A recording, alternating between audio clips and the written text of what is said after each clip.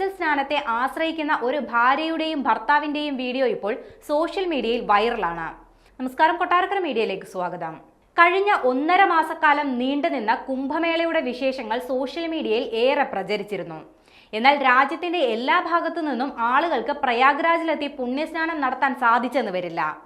ഈ സാഹചര്യത്തിൽ പുണ്യസ്നാനം നടത്തുന്നതിനായി വെർച്വൽ സ്നാനത്തെ ആശ്രയിക്കുന്ന ഒരു ഭാര്യയുടെയും ഭർത്താവിന്റെയും വീഡിയോ ഇപ്പോൾ സോഷ്യൽ മീഡിയയിൽ വൈറലാണ്.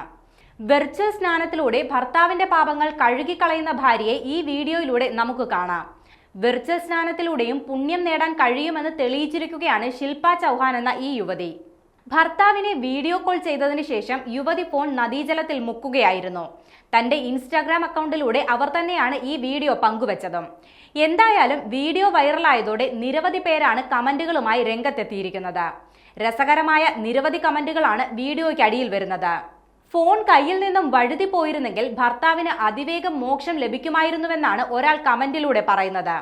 കൂടാതെ ആ സഹോദരനോട് വസ്ത്രം മാറ്റി മുടി നന്നായി ഉണക്കാൻ പറയൂ, അല്ലെങ്കിൽ പനി പിടിക്കുമെന്നും കുംഭമേളയിൽ ഓൺലൈനായി കുളിച്ച് അയാൾ പാപങ്ങൾ കഴുകിയെന്നുമൊക്കെയാണ് വീഡിയോയ്ക്ക് താഴെ വരുന്ന രസകരമായ കമന്റുകൾ. എന്തായാലും ഇതിനോടകം തന്നെ വീഡിയോ സോഷ്യൽ മീഡിയയിൽ വൈറലായിട്ടുണ്ട്. ശില്പ ചൗഹാൻ മാത്രമല്ല ഇത്തരത്തിൽ വെർച്വൽ സ്നാനം എന്ന മാർഗത്തിലൂടെ പുണ്യസ്നാനം നടത്തിയിരിക്കുന്നത്. പലരും നേരിട്ട് പങ്കെടുക്കാൻ കഴിയാത്തതിനാൽ പ്രിന്റ് ചെയ്ത ഫോട്ടോകൾ വെള്ളത്തിൽ മുക്കിയും പ്രാർത്ഥനയിൽ പേരുകൾ പറഞ്ഞുമെല്ലാം പുണ്യം ലഭിക്കാനായി വ്യത്യസ്ത വഴികൾ തിരഞ്ഞെടുത്തതായുള്ള വാർത്തകൾ നേരത്തെയും പുറത്തു വന്നിരുന്നു. അത്തരത്തിലൊരു രസകരമായ സംഭവമാണ് ഇതെന്നാണ് നെറ്റിസൺസ് പറയുന്നത്. ലോകത്തിലെ ഏറ്റവും വലിയ ഒത്തുചേരലുകളിലൊന്നായ മഹാകുംഭമേളയിൽ 64 കോടിയോളം ആളുകൾ എത്തിയതായാണ് കണക്കുകൾ വ്യക്തമാക്കുന്നത്.